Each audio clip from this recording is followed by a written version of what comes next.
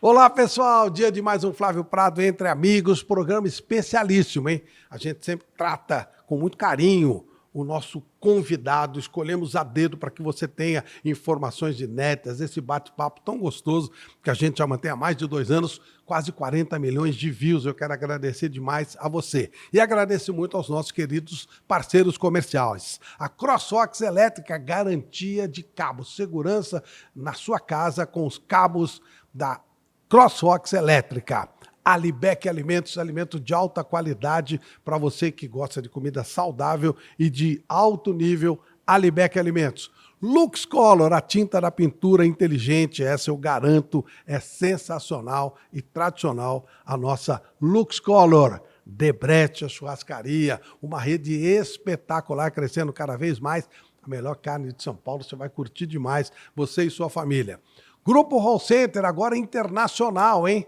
Grupo Hall Center, muito especializado em esteiras condutoras, agora também com redutores de tudo para pronta entrega. Maravilhoso o Grupo Hall Center. Baltec Brasil é a empresa que mais cria produtos. Você vai lá no site da Baltec, tem sempre uma novidade, impermeabilizantes, todo tipo de coisa que você precisa para a sua casa. Atlântica Máquinas. Você está querendo começar um novo negócio, você não quer investir muito, mantenha contato com a Atlântica Máquinas, porque aí você vai achar aquele negócio que você precisa para começar. Depois você vai dar um impulso grande e vai comprar outras máquinas da Atlântica que vão render muito mais para você. Prêmio Auto Shop São Bernardo. Prêmio Auto Shop de São Bernardo tem tudo para o seu carro, hein? Você quer comprar, vender, fazer seguro, financiar, tá tudo lá no Prêmio Auto Shop de São Bernardo. Saúde é fundamental, não é? Ampla Saúde é o plano laranja que garante a sua saúde, garante a sua segurança na hora que você precisa, mas mais do que qualquer coisa, preocupa-se em manter a sua saúde, para que ela não tenha problemas, que você nem precise usar médicos, clínicas, que se precisar também, você terá gente especializada. Mas a Ampla Saúde cuida no seu dia a dia da sua saúde. Banco BR-M1. Conheço o Banco BR-M1, um banco crescendo muito na América toda, nos Estados Unidos, na Argentina, Banco BR-M1. E Acro Cabos de Aço. A Acro é um sucesso. Tudo em cabos de aço, tradição, anos e anos aí, sempre mostrando serviço, mostrando cada vez mais competência e segurança para a sua empresa, para a sua casa, para tudo que você precisar. E quero agradecer também o apoio da Deca Sports, da Faz Comunicação Visual e também da Blue Finance. Vamos então a mais um programa especial, mais um Flávio Prado Entre Amigos começando. Tenho certeza que você vai gostar.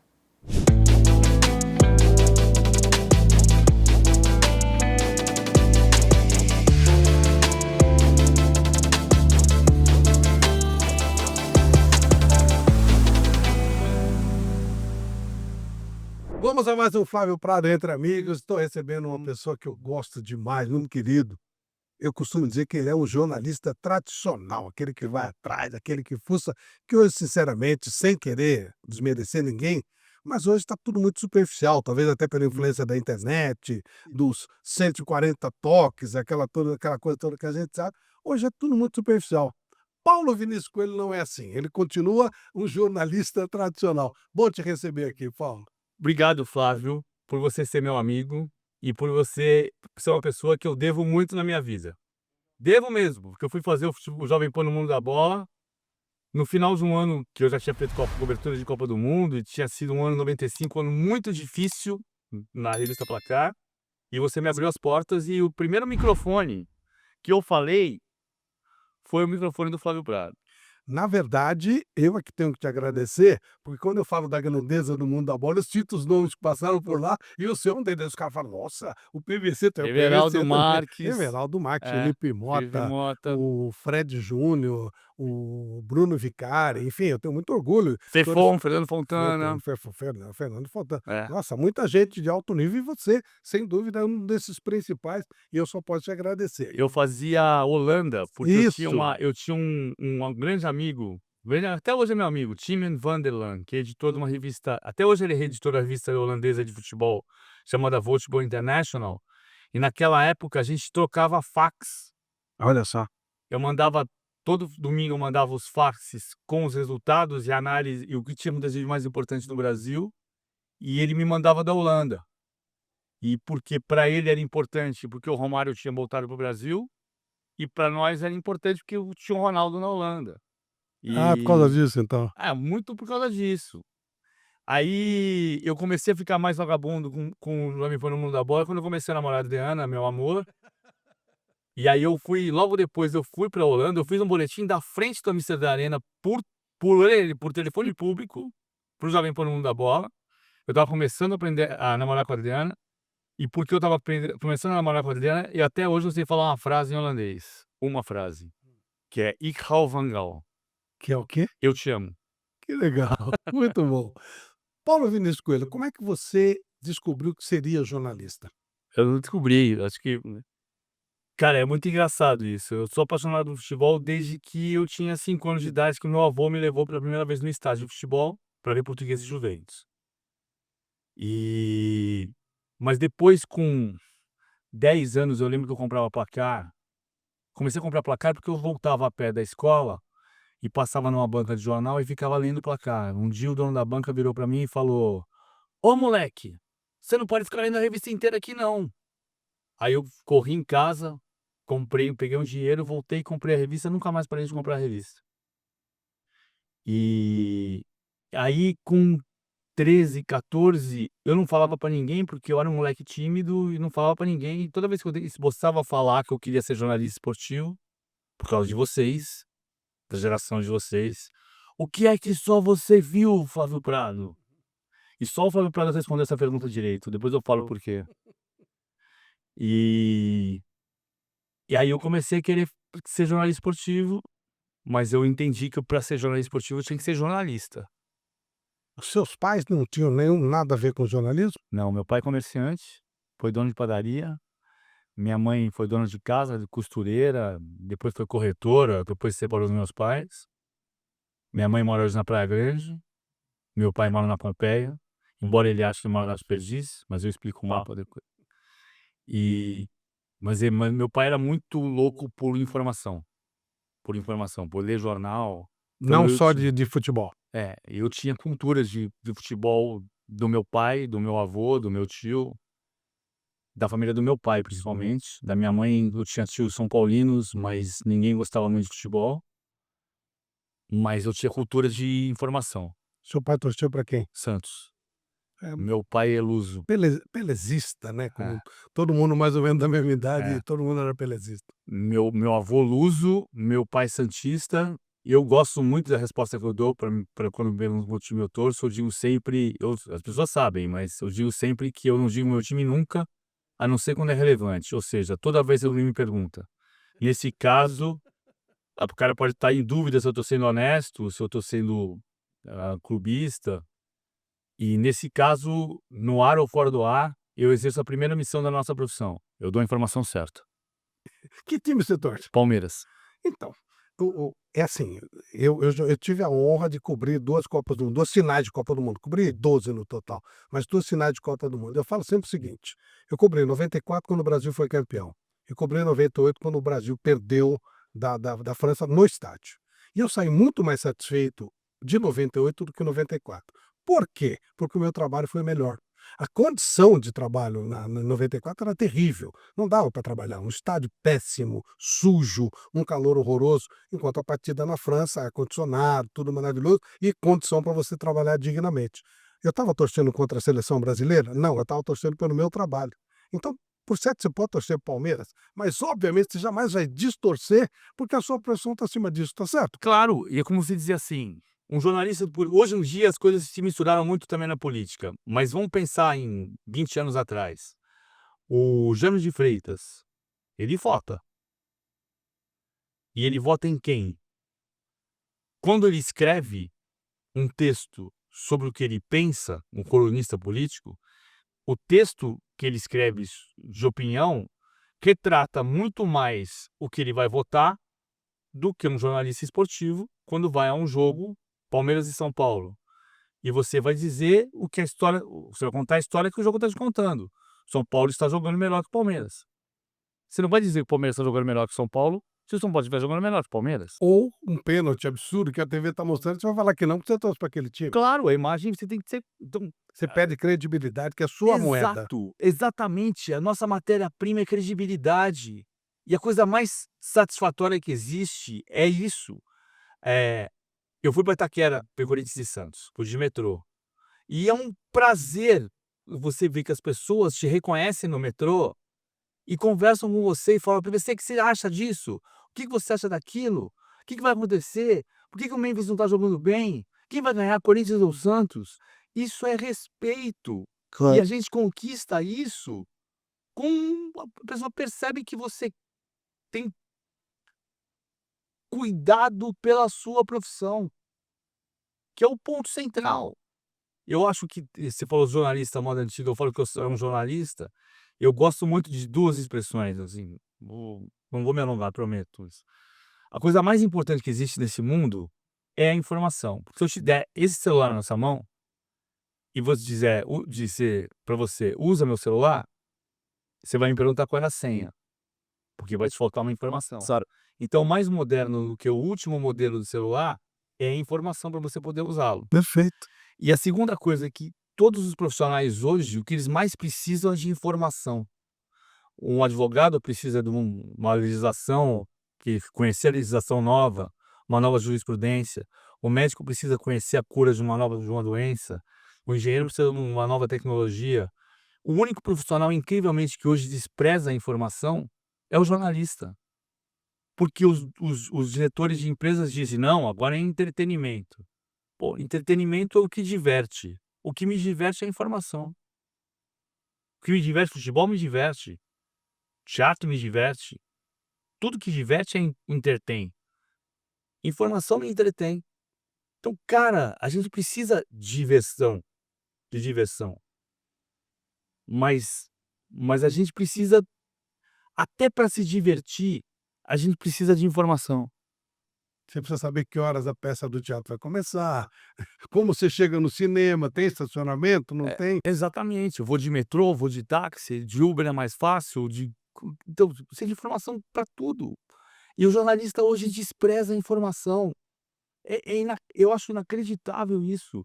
O médico quer informação, o jornalista não, é entretenimento. Ô Paulo, você falou do mundo da bola, eu tenho muito orgulho de que você tenha participado do mundo da bola. Depois dali, você sempre foi um grande jornalista, um texto brilhante, etcétera. Qual foi o próximo passo na mídia eletrônica? Mídia eletrônica foi ESPN, mas assim, eu acho que se eu tivesse entrado na ESPN porque vamos lá, eu entrei em jornalismo pensando em fazer rádio, e eu fui fazer jornal. De cara eu fui fazer um jornal chamado Diálogo, depois Gazeta de São Bernardo, eram jornais de circulação restrita no ABC, eu morava em São Bernardo. Aí, assim que eu me formei, eu passei no curso Abril, entrei como estagiário na revista Ação, a revista fechou, fui para Placar. Cobri a Copa de 94 no Placar. Nesse período, eu participei de alguns programas esporádicos, vai. Rádio Atual, o Leandro Quesada me convidou para fazer um programa, eu fiz ali, mas assim, participação num sábado à tarde. Ah, comentei um jogo quando eu estava no Diário do Grande ABC em 90, no Anacleto Campanella, porque não tinha um comentarista, eu entrei. Mas o meu primeiro microfone de verdade foi Jovem Pan no Mundo da Bola, que eu tenho certeza que me ajudou muito, mesmo eu continuando um moleque meio duro, assim, quando eu fui para a ESPN em 99 e comecei a fazer, o Trajano me chamou para fazer Futebol no Mundo e depois fazer comentário da Copa da África em 2000. Se eu não tivesse experiência nenhuma de microfone, que o Jovem Pan no Mundo da Bola me deu, a chance de eu fracassar seria muito maior. Ah, mas aí eu entrei ali na ESPN e eu adorava a ESPN. Eu era maluco por futebol internacional, eu gostava mais da programação do slogan que a ESPN tinha, que era "Informação é o nosso esporte". Acho imbatível esse slogan que o Trajano criou. E aí eu fiquei 2 anos como freela na ESPN e um dia o Trajano me chamou para ser chefe de reportagem e continuar como comentarista.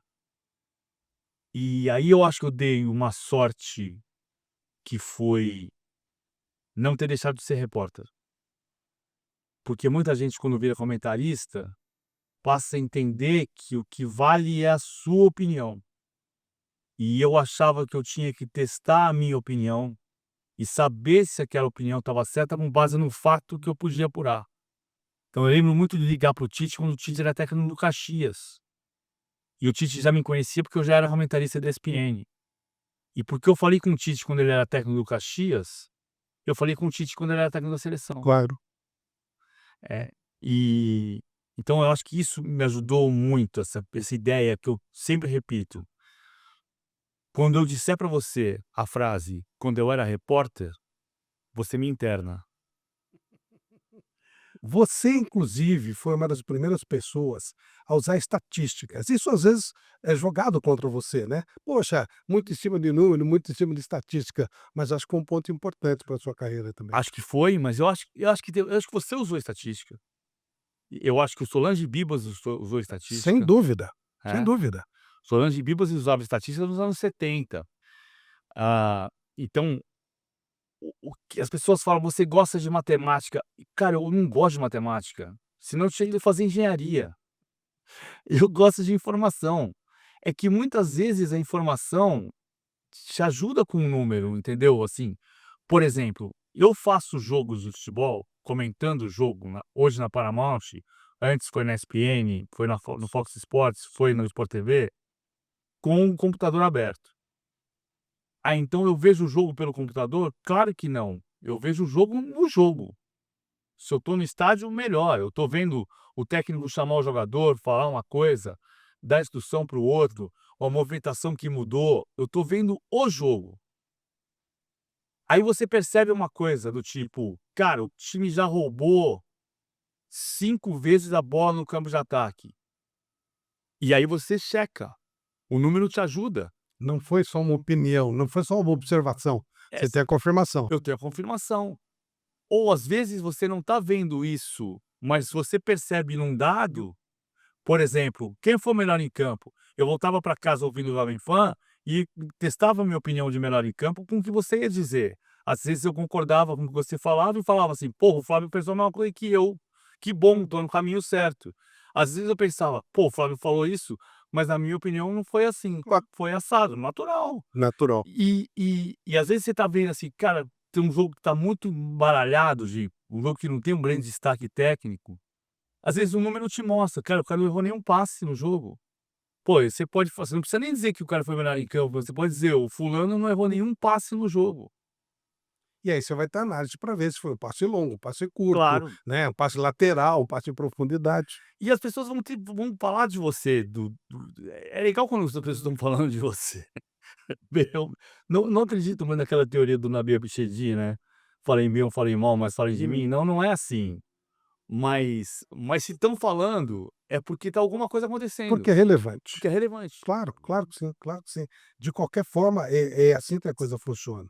Quando acabou o projeto da ESPN, você chegou a sair antes de acabar ou você Não, acompanhou aquele final? a ESPN, bom, ela tá aqui até hoje, né, Não, ela foi claro, o projeto do mudando. Trajano, É, eu saí em 2000 eu pedi demissão da ESPN no dia 8 de dezembro de 2014, que foi o dia seguinte da final do Brasileiro de 2014, que o Cruzeiro já tinha vencido e o Palmeiras empatou com o Atlético Paranaense e escapou do rebaixamento. E eu saí porque eu estava percebendo que as coisas estavam mudando. Eu sempre falei isso, e falei isso muitas vezes e é muito pura verdade, assim. Eu achei que eu ia ficar triste. Eu gostava A SPN foi o lugar disparado que eu mais gostei de trabalhar. Placar também, mas a SPN foi o lugar que fui mais feliz. E eu ia ficar triste. Eu não tinha ficado triste, mas eu ia ficar triste. As coisas estavam mudando, se Trajano transformando. já tinha saído? Trajano estava lá, mas não era mais chefe, não era mais diretor. Já era gestão Palomino, que é meu amigo, eu gosto muito do Palomino.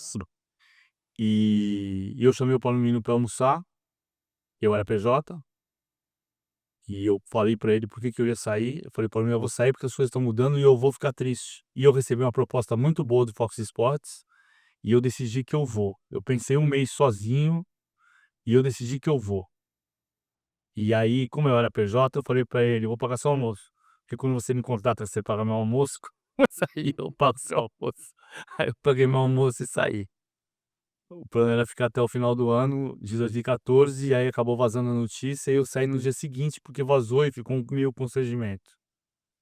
Mas eu saí para não ficar, porque eu percebi que eu ia ficar triste.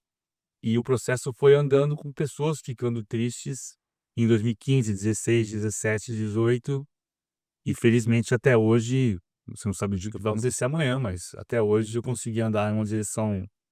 Só que tem uma coisa, essa coisa de trabalhar feliz é muito engraçada, Claro, Flávio. faz toda a diferença. Quando a gente foi pro Lance, que eu saí do Placar em 97, convidado para ir pro Lance, o Serginho Xavier Filho também foi convidado, e o Ricardo Correia, diretor de fotografia do Placar, também foi convidado, e a gente foi dizendo um a um, foi dizendo não. E o Serginho virou pro Walter de Matos, que é era o dono do Lance, e falou: "Não, a gente tá feliz aqui". E o Walter, na terceira vez, ficou louco e falou assim: "Vocês precisam parar com esse negócio que vocês são felizes.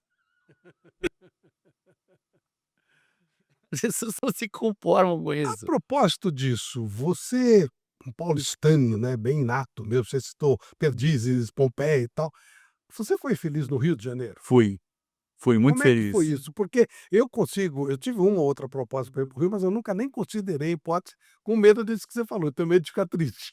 Como é que foi isso lá? Cara, eu aprendi muita coisa no Rio, mas uma coisa que me ajudou muito, falei pra muita gente repetir essa frase de um ponto de vista até chato de acreditar muito nisso e ficar repetindo frases. Eu sou paulistano de medula, então eu nunca tive vergonha de dizer que eu adoro São Paulo. Eu adoro São Paulo, eu gosto muito de São Paulo. E eu nunca tive vergonha de dizer que eu aprendi muita coisa no Rio. Eu aprendi coisa pra cacete no Rio, Flávio. Cara, a primeira vez que você foi pra Grumari? Você passa aqueles bandeirantes e atravessa Praça da Macumba, Prainha, Grumari, sobe pra uma serrinha chamada Serrinha dos Cabritos, aí você chega num, chama Recanto do Grumari, ou tem um mirante, mirante do Grumari. E aí tem um restaurante razoável e tem um mirante. Eu cheguei ali no primeiro ano, 2016, porque eu fui pra Fox para ficar 1 ano e meio em São Paulo e depois de 1 ano e meio, quando inaugurasse a sede da Barra, eu ia para o Rio. E como eu sou paulistano, ou seja, eu sei que qualidade de vida é morar perto do trabalho, eu fui morar na Barra. Mas eu dava 20 minutos do Leblon para tomar um chopp. E estava meia hora de Grumari. Mas Grumari você vai de vez em quando. Aí subindo Grumari, Serra dos Cabritos, Mirante de Grumari, fiquei olhando ali, tinha Restinga de Marambaia, onde supostamente o corpo do Rubens Paiva foi atirado na ditadura. E a Restinga é linda, é um negócio absurdo de lindo. E eu virei pro cara do garçom do Mirante e falei: "Mas escuta, ali ainda é município do Rio de Janeiro?" Ele falou: "É." Eu falei: "Não, não, não, você não tá entendendo. Ali é município do Rio de Janeiro?" Ele falou: "É, com Jacaba. Tá vendo depois da Restinga aquele morro?" "Tô." "Depois daquele morro é Mangaratiba." Caralho, que coisa louca. Ou outras coisas mais simples.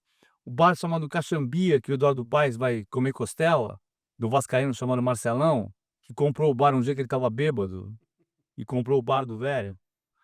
Ou o Adonis em Benfica, que um dia eu fui comer bolinho de bacalhau com Gustavo Villani e eles ali por Manquinhos. Falei: "Cara, eu vou ser assaltado aqui." Nada. Quando você passa São Cristóvão, chegou, cara, que lugar lindo. Ou descobri, Benfica não é lindo. Ou descobri por que que a família real foi morar em São Cristóvão, porque era mais fresco. Morava no alto de São Cristóvão, era mais fresco. Ou descobri que quando eu pegava minha bike e atravessava o canal de Marapendi para chegar na Praia da Barra, e de uma balsa para atravessar o canal, parece cidade do interior, e eu pegava a bike e andava sentido Recreio, e o vento me empurrava.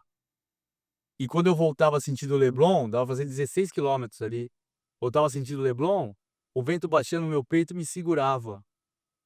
E quando mudava o vento, acontecia o contrário, me segurava indo para o Recreio e me empurrava indo para o Leblon, você falava: "Vai chover". Cara, eu aprendi muita coisa legal, que é uma relação com a natureza diferente do que a gente tem aqui. Mas eu nunca neguei quem eu sou. E talvez isso me ajude, porque assim, é dizer: "Cara, eu adoro o Rio, eu adorava andar na rua e ouvir o vascaíno reclamando", o dia que o Vasco estava fechando um contrato com a 777, e no sábado tinha Vasco e Fluminense, e na terça-feira seguinte tinha Fluminense e Milionários.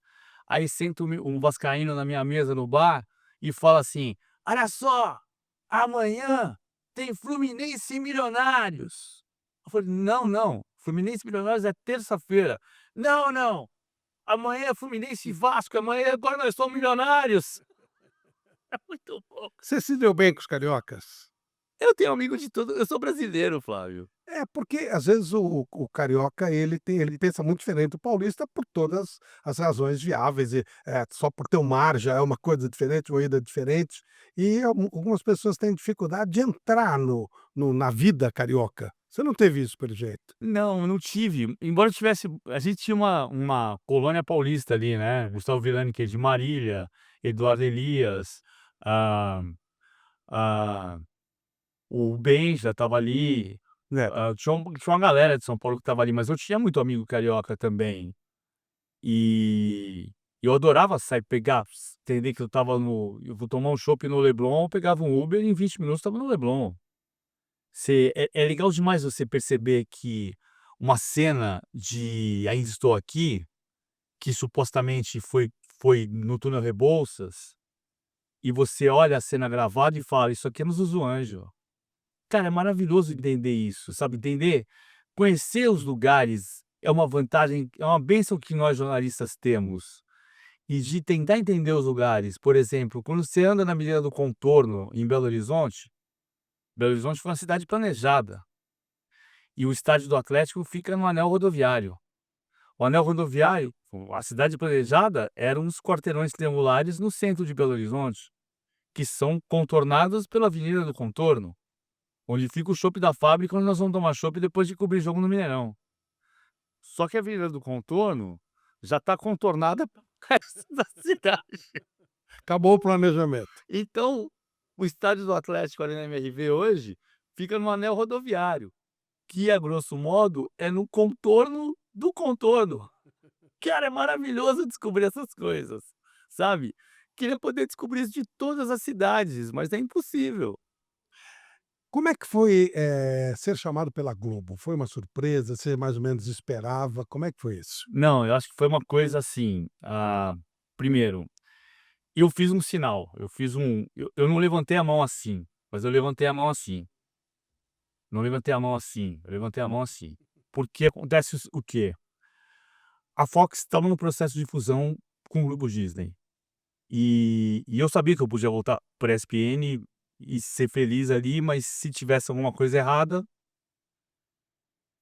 eu eu estava feliz no Rio, estava feliz com a minha vida, e a gente ouvindo a vida inteira: "Você vai trabalhar na Globo, você vai trabalhar na Globo, você vai trabalhar na Globo, vai trabalhar na Globo", você se convence disso.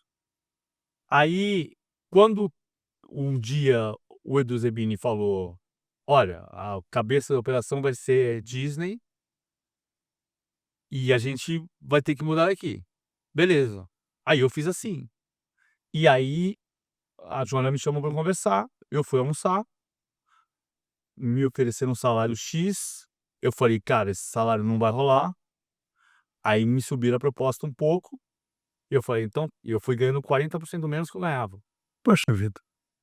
Mas era um cenário que eu queria ir, eu ouvi muito tempo que era para ir, e eu queria. E a proposta não era ruim, eu não ia ganhar mal, não ganhei mal, ganhei bem, fui bem tratado. Só era 40% menos, mas tudo bem, dava É, para viver bem. dava para viver bem. Só que tinha uma coisa que já acontecia na Fox também, eu pagava meu aluguel no Rio de Janeiro. Eu tenho um apartamento em São Paulo, que mora minha família estava em São Paulo, eu estava no Rio. Então eu tinha 2 despesas de 2 casas. E à medida em que o tempo foi andando, eu recebi uma proposta da Paramount e estava achando que dali eu não ia ter muita margem de crescimento mais, uma quantidade de gente que eu sabia que era uma condição que haveria, mas eu ia ficar estacionado e recebi a proposta da Paramount e resolvi voltar. Trabalhei 3 anos no Rio, 3 anos na Globo. Eu morei 6 anos e meio no Rio, 3 anos e meio na Fox, 3 anos na Globo.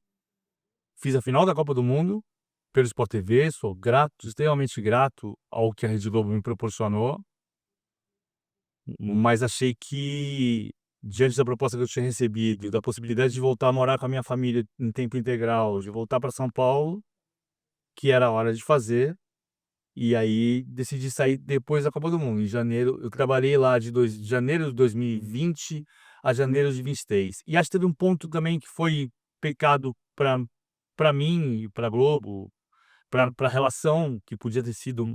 Foi um problema que o Everaldo teve também, né? Embora o Everaldo tenha ficado em São Paulo. Falando do Everaldo, porque o Everaldo fazia Jovem Pan Mundo da Bola com a gente. O Everaldo hoje é um dos grandes narradores do Brasil. O Everaldo chegou comigo na Globo ao mesmo tempo, só que ele estava em São Paulo e eu estava no Rio. E veio a pandemia. A gente chegou 40 dias depois, fechou tudo por causa da pandemia. Isso atrapalhou muito, porque você perde a relação com as pessoas, sabe? Você não tem um contato para a pessoa saber quem você é, como você reage. Quando você fez uma careta de uma coisa, não é porque você tá bravo, é porque você pode não ter gostado, não, vem cá, vamos tomar um café. Essa relação pessoal, essa ausência de relação pessoal por 1 ano e 2 meses, fez mal para a relação. Não foi a relação mais saudável possível e chegou uma hora que eu achei que tinha que voltar. Foi um lugar que foi muito prazeroso, muito gratificante, muito orgulho de ter trabalhado para a Rede Globo, no Sport TV principalmente, mas achei que foi o tempo que teve que ser naquele período. E você deixou, por certo, uma impressão tão boa quanto a que você tem, tanto que você continuou trabalhando no grupo Globo, né. É, tô na CBN, eu gosto muito de fazer a CBN. É divertido, Eu me é divirto. legal, é divertido. O meu Tonhão desapareceu hoje. Teve um Grenal no sábado, ele sumiu de férias, tá de férias? Como assim férias hoje? Só porque o Internacional ganhou do Grêmio? É divertido, realmente é. Ô Paulo, como você está vendo o jornalismo hoje? Os jovens jornalistas, eles efetivamente não têm o que a gente teve, eu mais ainda, né, que eu fui para uma época que você ou você ia no estádio fazer o jogo, ou você não tinha jogo, você não conseguia assistir. A relação com os jogadores, é certo, você vê que hoje, e pô, é uma relação de amigos, de falar: "Você conheceu meu pai, você conheceu minha mãe, você viu meu primeiro filho nascer". Hoje há uma distância muito grande. Isso faz mal? É indiferente? Como é que você vê o estágio que o jornalismo está hoje? Bom, eu acho que o problema que a gente tem maior nem é esse, na minha visão. Ah, mas eu acho que o que está acontecendo muito, Flávio, é que as pessoas estão saindo da faculdade, até pela maneira como estão vendo a gente trabalhar, e as pessoas estão achando que fazer jornalismo é dizer eu acho. Então vamos pegar o caso desta segunda-feira, a que dia é hoje? 10 de março. No domingo, dia 9, o Neymar não jogou contra o Corinthians. E e é claro que tem 2 fatos que correm lado a lado. O Neymar voltou para o Santos e jogou 7 partidas consecutivas. Aí ele teve uma dor no jogo contra o Bragantino e foi substituído aos 31 do segundo tempo. No dia seguinte ele foi para o Carnaval do Rio. 2 dias depois ele estava treinando no Santos. Na quinta-feira ele treinou de novo no campo e sentiu dor. E não foi para o jogo. Aí a gente corre dizendo: "Eu acho que o Neymar foi irresponsável. Eu acho que o Neymar não tinha que ter ido para o Carnaval. Eu acho que o Neymar foi cortado por causa da seleção. Eu acho que o Neymar". Espera um pouquinho, qual foi o cronograma? A gente pode achar qualquer coisa, mas a primeira coisa que a gente precisa saber é: "Vem cá", porque a gente tem fonte. Como é que foi essa relação? Não, é o seguinte, a gente cortou o cara não foi por causa da seleção, não tem nada a ver. Eu cortei o cara porque o cara teve um incômodo, ele fez um exame, na quinta-feira quando ele teve dor, ele teve uma dor na quinta-feira, mas não teve constatada a lesão. Ele foi pro carnaval, e eu não teria ido. Eu, Neymar, não teria ido, mas ele foi pro carnaval. Ele voltou, treinou na quarta-feira. Na quinta-feira ele treinou de novo e teve dor. Na sexta-feira ele foi treinar na academia e fez o exame. Constatou-se um edema de milímetro. No sábado ele não treinou e no domingo ele foi fazer um teste de esforço de 18 minutos. No 13º minuto, ele sentiu e falou: "Tô com medo, vou parar". O Pedro Caixinha pegou essa informação e disse: "Não vai pro jogo". Você pode pegar essa informação toda e falar: "Ah, mas ele também não quis porque ele estava querendo se poupar". Isso é outro problema. O primeiro problema é que a gente tem condição de apurar, de passar a mão no telefone, ligar para as pessoas que você confia, que você conhece, que você sabe que estavam na cena, que participaram da decisão e falar com as pessoas. E os jovens jornalistas, eles não têm mais essa cultura. Então o que acontece? A a eu vou falar de uma forma cruel. Quando você faz 2 horas de programa sem ter nenhuma informação, não tem nenhuma diferença de você estar no botequim pedindo uma cerveja. Pede mais uma pra mim, por favor. Concordo plenamente. É isso. Agora, olhando a coisa pelo lado dessas pessoas, não fomos nós que aceitamos que o nosso espaço fosse diminuído. Não fomos nós que concordamos que o assessor de imprensa escolhe quem vai falar. Não fomos nós que aceitamos não deixar ver o treino e passivamente aceitar tudo Acho isso. acho que sim. E tem alguns pontos em que eu tenho cobrado a CESP, inclusive, e a SEB sobre isso e não tenho tido resposta em alguns momentos. Como, por exemplo, o bendito do episódio da sala de imprensa do São Paulo no Morumbi, que na sequência veio à tona a entrevista coletiva na sala de imprensa do São Paulo no Allianz Parque, em que todos os repórteres estavam sentados no chão. Então é uma vergonha. Como assim sentado no chão? Não vou fazer coletiva, levanta e vai embora. Claro, mas não dá Então, nada. sem dúvida que tem que acontecer um movimento dos jornalistas. Mas tem 2 pontos aqui, eu acho, Flávio. Um ponto é você não se conformar com o que o clube te oferece.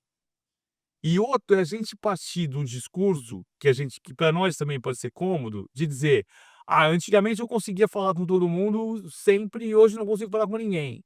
O que não é bem verdade, porque isso aqui ajuda muito. Vou dar um exemplo para você, o admirável meu amigo, admirável Demário Donhol, de memória estrondosa. Eu lembro do Demário estava eu e Lérgio Carmona em 97 na Arábia Saudita, quando teve o primeiro jogo Vasco e Palmeiras da final do Brasileiro, Palmeiras e Vasco no Morumbi, final do Brasileiro, e chegamos o Lérgio e eu no saguão do Hotel Marriott em Riad, e o Demário vira pra gente e fala assim: "Quanto foi o jogo?" A gente falou 0-0. "E o Edmundo?" O Edmundo foi expulso. "Ele tomou cartão amarelo?" "Ele tomou cartão amarelo, ele tomou cartão amarelo, ele tomou cartão amarelo." O Eurico mandou ele pra ser expulso. Cara, na hora o Demário matou. Na hora o Demário matou a charada. O Edmundo mandou o Eurico mandou ele ser expulso, porque ele tomou cartão amarelo, e assim tem efeito suspensivo, ele joga domingo que vem. Puta, na hora, não, pum, bingo, uma competência absurda, uma uma astúcia de repórter. Por outro lado, tem uma piada aí contra do Odemário, né, que era o dia que ele porque o Odemário falava com o Zagallo quando ele bem entendia. Sim, E aí tem uma convocação que começa o Zagallo a falar ali, o Bebeto, Romário, fulano e Sávio. Aí o Demário teria levantado e dizer: "Espera aí, tá errado isso. Cadê o Túlio?" Que o Túlio é do Botafogo. O Demário falava com o Zagallo quando ele queria, palmas pra ele. como Helena falava com Carlos Alberto Parreira Quando quiser. direto. Exato, mas isso é relação pessoal.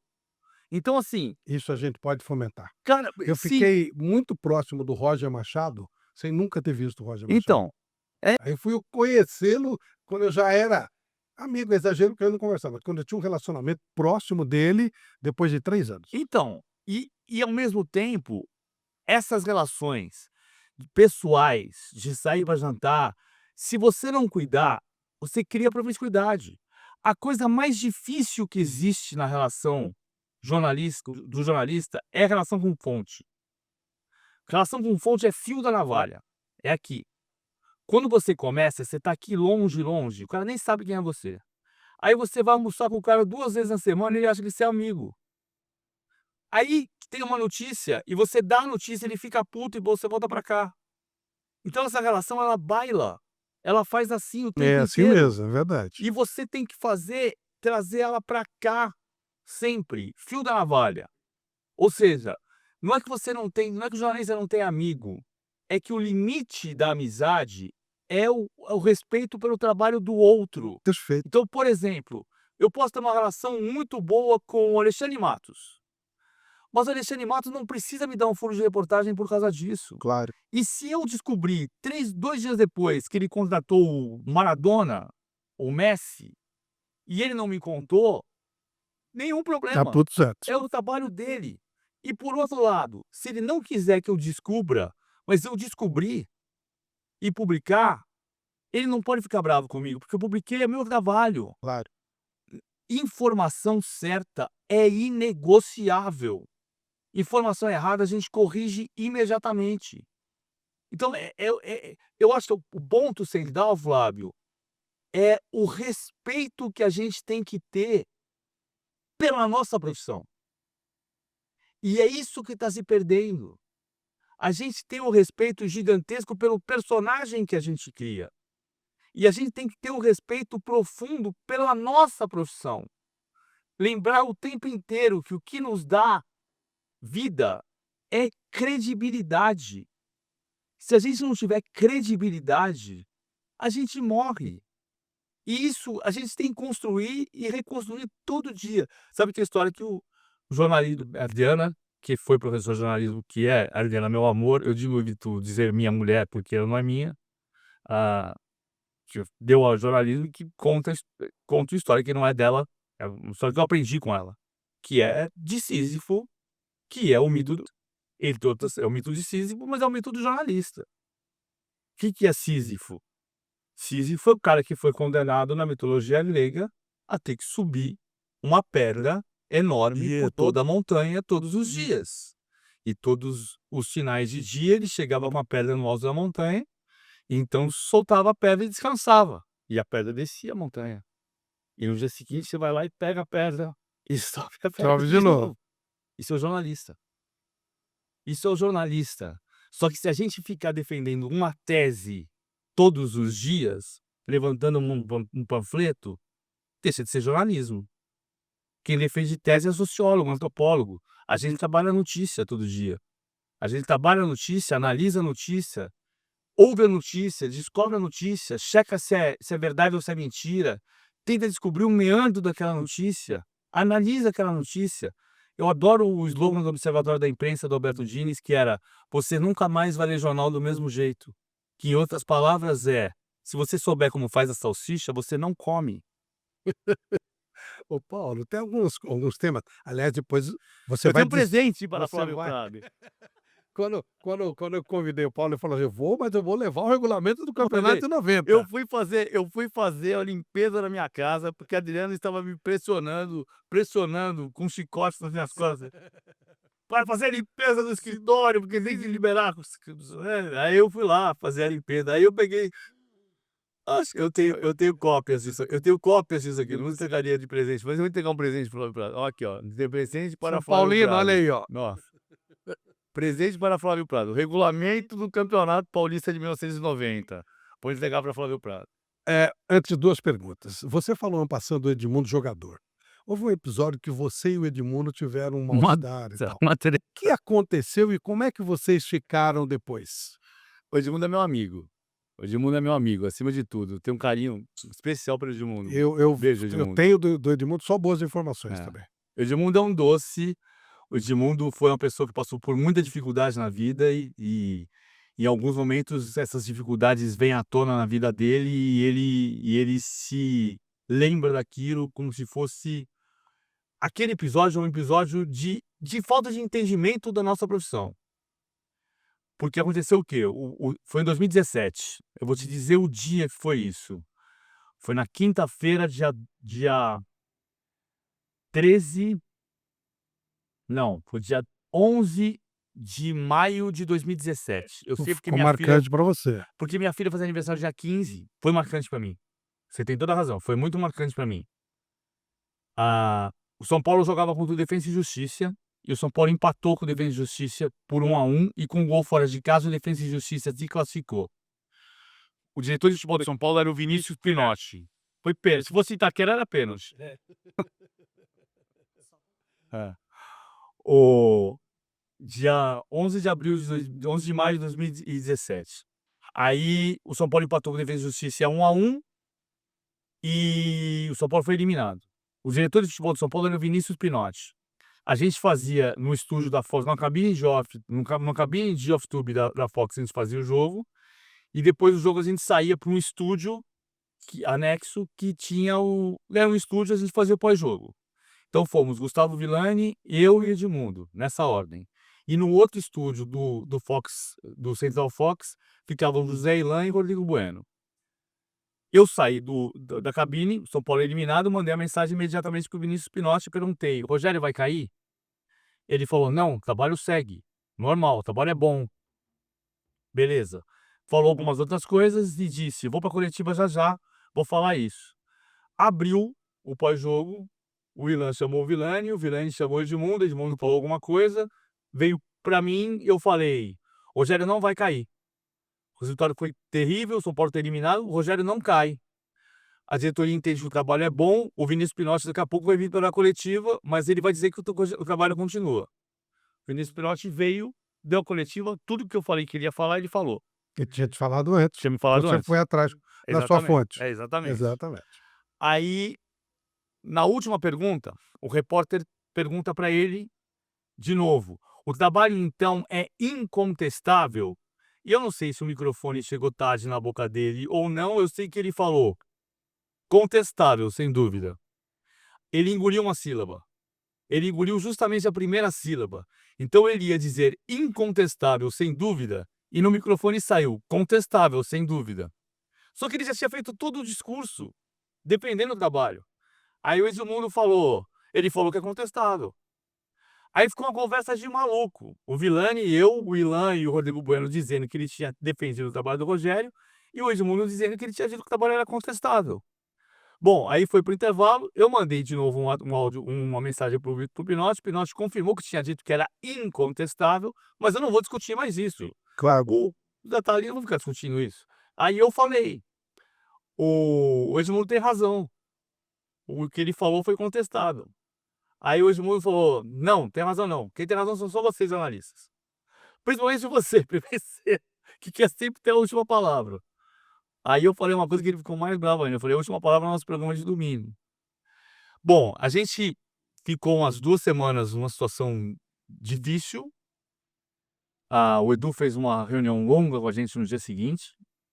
O Edmundo achava que ele estava certo. E a gente ficou um tempo ali estremecido. Depois de umas 2 semanas, o Guga Villani fez o meio-campo. Nós fomos tomar uma cerveja na casa dele e ficou tudo bem. Ficou tudo de boa. Tanto que depois, anos depois, eu já no Sport TV, teve um episódio que a gente estava debatendo, o Casagrande e eu, isso é importante, a gente está debatendo, a gente não está brigando, a gente pode divergir, Claro. e divergência é o tom da democracia. Claro. E aí o Casão virou para mim e falou, o Edmundo tinha razão. Aí eu falei, o Edmundo é meu amigo, Casão. Aí era o final do período mais duro da pandemia, então já podia sair de casa. Eu saí, fui num boteco que tinha perto da minha casa no Rio, pedi uma cerveja. Tava tenso, pedi uma cerveja, fiquei ali. Aí passei a mão no telefone e liguei pro Edmundo. Falei, Edmundo, tô te ligando pra te pedir desculpas eventualmente, porque eu citei seu santo nome em vão. Ele falou, por que meu santo nome em vão? Porque aconteceu uma situação assim, assim, assim, assado. E eu falei, o Edmundo é meu amigo. Aí ele falou, mas você não citou meu nome em vão? Você é meu amigo. Cara, isso me emociona. O Edmundo foi, assim, do grande cacete. O Edmundo é um cara genial. É um cara genial. Cara, vai ter divergência aqui, ali, acolá. Lógico, faz Eu brigo parte. com a minha mulher. Claro, faz parte. Discuti com a minha mãe na adolescência. Não é esse o ponto, entendeu? Divergência é da democracia. Um outro ponto, outro momento bem marcante da sua carreira, tem vários momentos positivos, mas tem aqueles que chamaram a atenção pela maneira como aconteceu. Como é que foi o desmaio no ar? Eu não desmaiei. Não? Eu não desmaiei. Eu sempre falo isso, as pessoas não acreditam que eu não desmaiei. Eu vou falar o português rasgado, posso? Claro. Eu tinha uma caganeira. Eu tinha uma diarreia gigantesca. Tinha ido para Belo Horizonte fazer uma entrevista com o Levir Coupe, eu acho, ou com o Roger Machado. Eu fui fazer o Roger Machado em 2015. Era o Levir. Fui fazer Levir Coupe em Belo Horizonte, na Cidade do Galo, e eu não estava bem do estômago, alguma coisa comigo me desarranjou, e eu voltei e menosprezei a diarreia, e eu entrei no estúdio. As pessoas perguntaram: você quer não trabalhar hoje? Não, vou trabalhar. Para, não vou trabalhar por causa da diarreia? E o estúdio estava sem ar-condicionado. E minha pressão caiu, derrubou minha pressão. E nem eu percebi o que estava acontecendo, comecei a ficar meio zureta, e no meio do caminho, fiquei pro lado e caí. Caí e me apoiei. E aí o Guga chamou o intervalo. Quando veio o intervalo, eles chegaram, me pegaram, me recolheram, botaram numa cadeira e levaram pro estúdio do lado que tinha ar-condicionado. Imediatamente eu voltei para mim, só que todo suado, ou seja, foi uma queda de pressão vertiginosa. Não me deixaram ficar no ar mais, claro, nem naquele dia, nem no dia seguinte. Eu fui fazer uma batelada de exames, não tinha nada, foi uma queda de pressão, porque juntou a desidratação com a falta com o calor excessivo do estúdio, e eu passei mal. Mas eu não perdi eu não desmaiei, eu caí no estúdio, mas eu não perdi os sentidos, eu sei tudo o que aconteceu naquele período, entendeu? Tanto que você contou, né? Não teve um segundo de eu ter perdido os sentidos. Perfeito. Bom, agora pode me entregar o Olha o presente. Presente, porque eu fui limpar meu escritório. Eu vou entregar o presente para o Flávio. Na página que está escrito, Flávio lerá o artigo em questão. Depois eu vou contar por que eu cheguei nisso daqui. aqui foi citado, está no parágrafo 2, parágrafo 2º, grifado pelo senhor Paulo Vinícius Não, não foi Coelho. por mim, não. Tá grifado no original. É do original?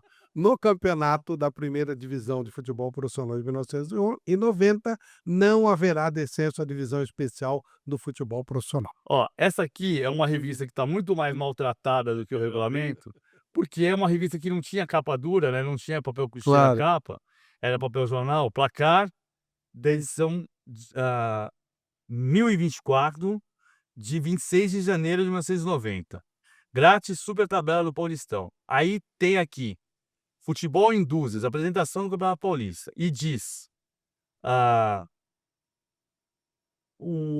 piorar, o sonho megalomaníaco do presidente da Federação Paulista, Eduardo José Fará, ainda desta vez, pariu com uma competição sem descenso. E foi porque eu lembrava disto aqui, desse texto do placar, e porque eu lembrava de uma entrevista que o Eduardo José Fará deu para a Jovem Pan um dia de Corinthians 1, Ponte Preta 0, na Rádio Jovem Pan, a 0 gol do Neto, que eu fui e eu discutia com o meu amigo e irmão Celso Zelt, dizia: o São Paulo não tem rebaixamento. Não teve viragem de mesa, não teve, cara. Estava previsto o rebaixamento. Aí eu pegava a revista e mostrava para ele, e mostrava para outras pessoas, falando: não, mas isso está errado. Tá errado porque tinha uma matéria da Folha e uma matéria do Jornal da Tarde. Foram os dois únicos jornais que decretaram que o São Paulo tinha caído. E o regulamento diz que não haveria descenso. E na página anterior, ele detalha que o campeonato de 91 teria 28 clubes, necessariamente divididos em dois grupos de 14. Os 14 finalistas da quarta fase do Campeonato Paulista de 90, mais os 10 eliminados e os 4 que subiriam da divisão especial, intermediária, que eram Rio Branco de Americana, São Carlense, Olímpia e Marília. E assim foi. Na verdade, o que o Fará queria era fazer um golpe, que ele fez. Então, o que aconteceu? O Fará pegou o Campeonato Paulista em 88, depois de ser eleito, Flávio, com 20 clubes. E a ideia dele era fazer com 16. Só que se o Fará dissesse em 88, olha, agora a partir desse ano vão cair 4 e vão subir 2, ou vão cair 6 e não vai subir ninguém, ele ia perder voto. Então o que ele fez? Em vez dele diminuir, em 88 eram 20 clubes, em 89 foram 22, em 90 foram 24, em 91 foram 28. Com o cruzamento, que ele não diz que tem cruzamento aqui, mas ele diz que o campeão seria um dos 28 clubes, que estariam necessariamente divididos em dois grupos. A primeira divisão seria 28 clubes. Então teve 28 clubes em 91, 32 em 92, 32 em 93 e em 94, 3 anos depois disso, aí ele falou: agora não tem mais cruzamento. Bum! E aí ele separou. Por que surge o cruzamento? Porque ele não podia dizer para os clubes que estavam no grupo dos 14 de baixo que eles estavam na segunda divisão. Então era tudo primeira divisão. Então, em 91, ele cruza. São 2 grupos de 14, né? 14 que são os grandes de um lado, que são todos os que se classificaram em 90. E os outros 14 que estavam no São Paulo, porque o São Paulo foi eliminado na repescagem. São 14. Aí ele faz 5 que saem do grupo dos grandes e 3 que saem do grupo dos pequenos. Em 92, ele faz 6 que saem do grupo dos grandes e 2 que saem do grupo dos pequenos.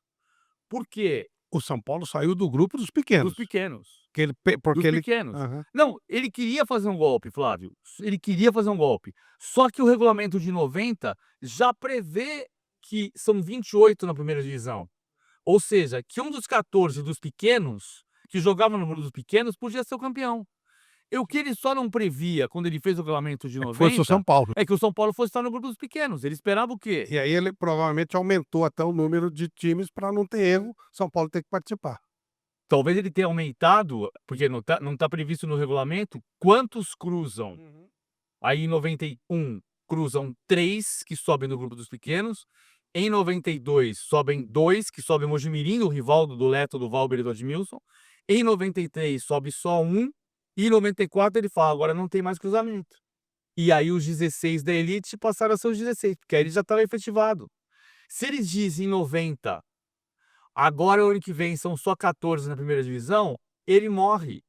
Então o que ele faz? Ele aumenta de 20 para 22, de 22 para 24, de 24 para 28 em 91, de 28 para 32, repete 32 e aí ele divide. Se ele tivesse dividido em 92, eu diria, ele adiou a sacanagem, porque o São Paulo caiu. Mas não foi isso que ele fez.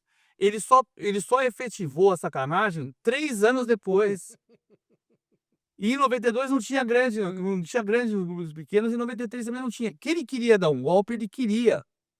Mas o golpe previa que quem estava no grupo dos pequenos tinha a chance de ser campeão. Isso está previsto no regulamento de 90. Perfeito. Estou guardando aqui com o maior carinho. É seu, todo seu. O que não quer dizer que eu não vou continuar debochando. Paulo Vinícius Coelho, muito obrigado, meu amigo. Você, Obrigado de a você. novo, esse tipo de coisa, esse tipo de trabalho, esse tipo de pesquisa é de jornalista raiz. Você diz é de jornalista. É, mas infelizmente as raízes estão diminuindo. Eu só fui buscar na federação um dia que eu não aguentava mais debater e dizer, cara, mas não caiu. Aí eu falei, não, pera um pouquinho, deixa eu fazer, ver se eu, não é testar o outro, é se testar. Deixa eu ler esse regulamento. De repente, Tem o regulamento aí? Tem. Me deram o regulamento, Isabel Tanese me deu o regulamento, eu peguei o regulamento, guardei o regulamento. Tem essa versão e tem mais 3 na minha casa. Paulo, é um prazer muito grande ser Prazer seu é meu. amigo, eu adoro te ouvir, você sempre, aquilo que você falou aqui é real, você não acha, você traz eu argumentos e em cima dos argumentos você emite a sua opinião, que a gente pode concordar ou não, isso é outra coisa. Claro, isso é outra Mas, coisa. mas realmente você sempre está baseado em alguma coisa, isso é muito legal, isso é um exemplo bacana. Às vezes não dá tempo, né? Por exemplo, hoje eu entrei no programa da CBN antes de conseguir falar com as pessoas que eu queria falar no Santos. Mas eu já estava na linha que depois eles me confirmaram. Enfim, consegui falar com uma das pessoas que eu falei no Santos. Porque tem uma outra coisa que as pessoas falam que eu acho incrível. 2, para terminar. Uma é, conversei com uma fonte. Uma! E a outra é, se não me engano. Cara, devia ser proibido falar se não me engano em televisão e rádio. Você já leu o pessoal abriu um jornal e lê assim: o presidente Luiz Inácio Lula da Silva assinou ontem o decreto não sei que lá, se não me engano. Não. Cada comentário que a gente faz é uma E se matéria. você se engana? a Você gente se passou engana- a informação errada o tempo inteiro. A gente corrige.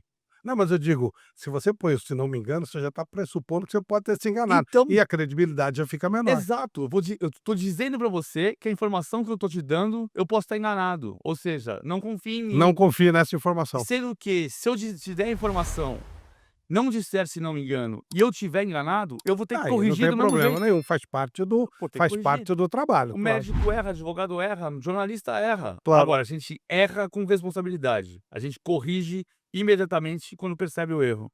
Obrigado, Paulo. Obrigado a você. Paulo Vinícius Coelho, querido amigo, pessoa que eu tenho maior admiração, conosco no Flávio Prado Entre Amigos de hoje. Um abraço.